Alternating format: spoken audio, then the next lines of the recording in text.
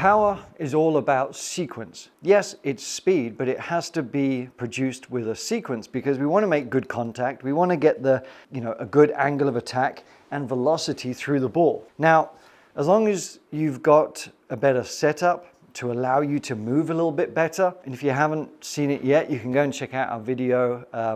I'll link it below to help you get a setup that is going to help all of you move so much better than probably you've been doing. And that will pay dividends in this as well. Yes, this is mostly for your driver, but you will see benefits throughout your bag as well, because you'll understand what it feels like to catapult yourself, to use momentum and sequence. Because what happens a lot of the time, I know you all don't like hearing what not to do or what's wrong, but I have to at least allude to it so you understand what we're trying to improve. A lot of times when we're trying to get more speed, people move off the ball a bit too much and then we hang back and then the arms have to race.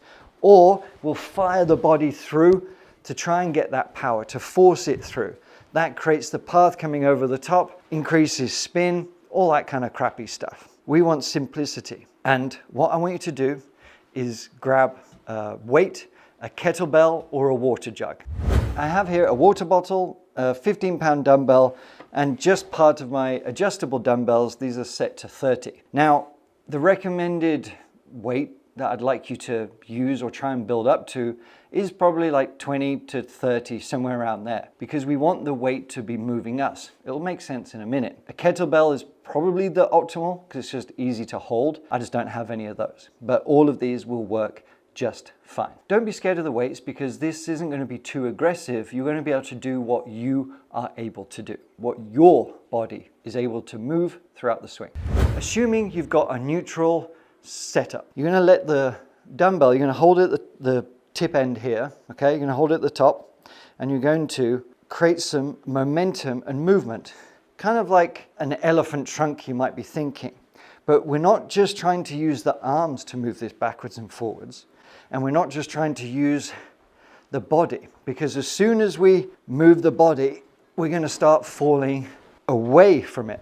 Or if we lunge forward, it's going to drag us forward. We are trying to stay centered in this movement, okay?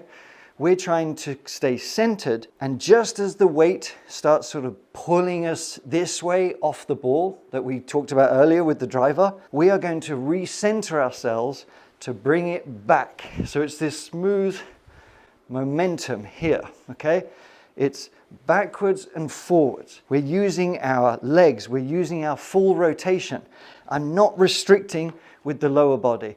I'm not just using the arms. And why I say to try and build up to, 25, 30 if you can, is it becomes kind of difficult to cheat, if you will. So if we grab this dumbbell here, this is like an adjustable one that goes up to like 80. But what we're going to do is have that weight pulling us. So what I need to do is use my body to create momentum and movement to start it back, okay? We're not going too far.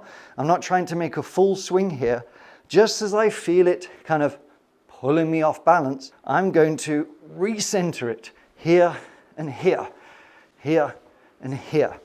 And I'm just going to keep repeating that so I can calibrate. Go slowly at first, and you can build up speed eventually. But more important than speed right now is that sequence. And what you can do is grab a club. Doesn't really matter which one. I'm just going to grab a 6. That'll do. And we're going to start sort of training, if you will, to learn how to move better, momentum to get that speed. You can start with a lighter weight just to ease yourself into it, nice and slowly, okay? Using that momentum here to stay centered. If you find that you're moving off a little bit balance here and you're struggling with the sequence rather than the speed, I would urge you to put your feet and knees together a little bit here, and you're just gonna try and stay relatively centered, okay? Working on that rotation and momentum and sequence. As it gets past here, we bring it back. Once you've got used to that, you can up the weight a little bit, but I would like you to start relatively small, but you can build up a little bit of speed. But I would suggest that you build up the speed with a wider stance, okay? So we're here to here. Getting more comfortable with that speed, staying centered. Do about 5 to 10 reps there. And now with a club, we're just gonna do the same sort of feeling, the same momentum, and we're gonna pick up the dumbbell again, and we're gonna just slightly increase the range of motion, working on rotation behind me, like this, trying to stay centered with the head. And now I'm gonna take the club, and I'm gonna try and replicate that, not thinking too much golf swing, but just trying to replicate the movement. And that there is about as close as you're going to get to perfect sequence timing. And it's going to work wonderfully with the driver. So you're going to take your dumbbell or kettlebell and work on the swing, building up that speed for that effortless power.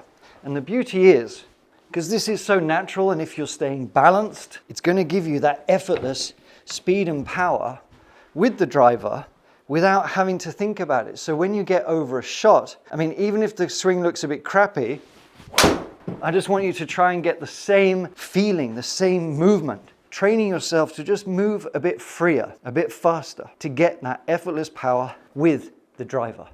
Take it easy. As you can see, it does work up a bit of a sweat, especially when I'm talking under the lights, but don't rush this. Calibrate your own sequence and momentum that suits you, and just slowly and gradually increase the speed, increase the weight from the different ones that we talked about. Work on that sequence, work on that flow and motion, and you will be hitting the driver a lot longer. Now, if you want to be more accurate with this speed, you're going to really enjoy this lesson. Thanks for watching, and I'll see you next time.